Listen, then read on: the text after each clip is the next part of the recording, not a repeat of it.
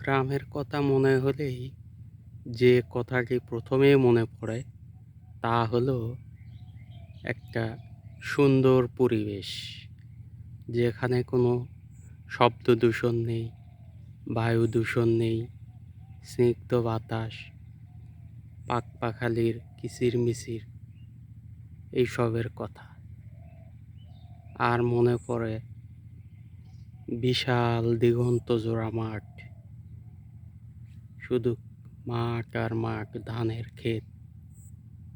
ধানের ক্ষেতের কথা মনে পড়ে, যেখানে শুধু শান্তি আর শান্তি, শান্তি আর শান্তি বিরাজ করে। ধানের ক্ষেত বিস্তৃত, ধানের ক্ষেতের কথা মনে পড়ে, যেখানে মনে পড়ে গ্রামের পাশ দিয়ে বয়ে যাওয়া ছোট্ট সেই নদীর কথা।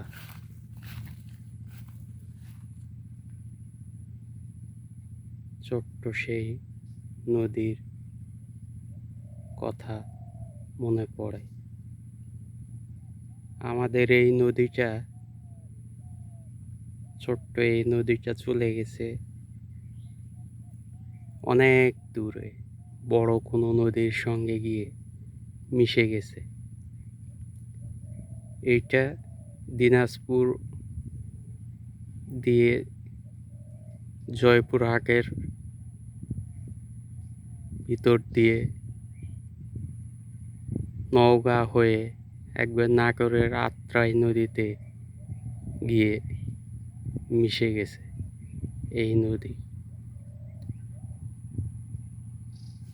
আপনারা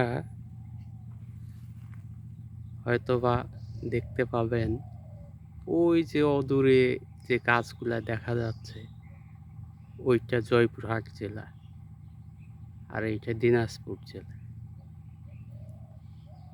দিনাজপুর জেলা আর জয়পুরহাট জেলা ঠিক সীমানার কাছাকাছি এই জায়গাটা। খুব সুন্দর মনোরম দৃশ্য,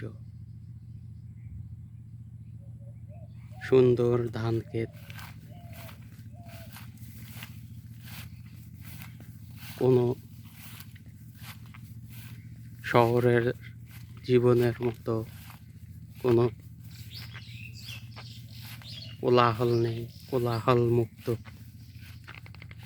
সুন্দর একটা পরিবেশ।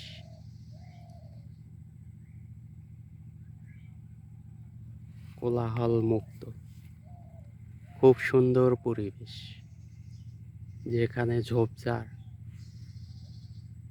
পাখির ডাকাডাকি, কিচিরমিচির, নীরব নিস্তব্ধ এক অসাধারণ পরিবেশ, যেখানে শুধু শান্তি আর শান্তি, শান্তি আর শান্তি বিরাজ করে।